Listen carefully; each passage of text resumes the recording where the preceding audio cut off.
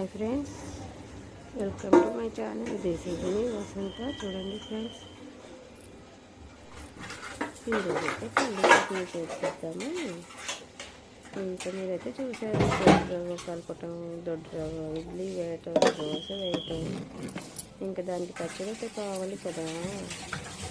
చూడండి, ఆ పచ్చడికి చేశాను, చింతపండు వేసాను, పల్లి వేయించి వేసాను, కానీ పచ్చిమిర్చి వేసాను.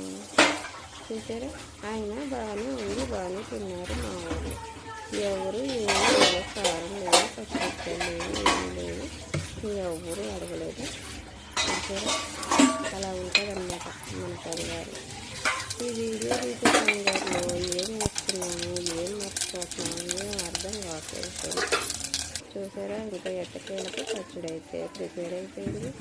ఇంకా తాలింపు అయితే పెట్టేస్తున్నాను. జీలకర్ర, ఆవాలు, కరివేపాకు, ఎండుమిర్చి వేసేసి ఇంకా తాలింపు అయితే పెట్టేసాను. ఇంకా ఎలా ఉంది అంటే బాగానే ఉందన్నమాట. ఏమంటే ఎండుమిర్చి అయిపోయింది కదా, తాలి పిల్లలకి వచ్చేటట్టుగా ఉంది. ఇంకా మీకు వీడియో నచ్చేస్తుంది, లైక్ చేయండి, చాలా సబ్స్క్రైబ్ చేసుకోండి. బాయ్.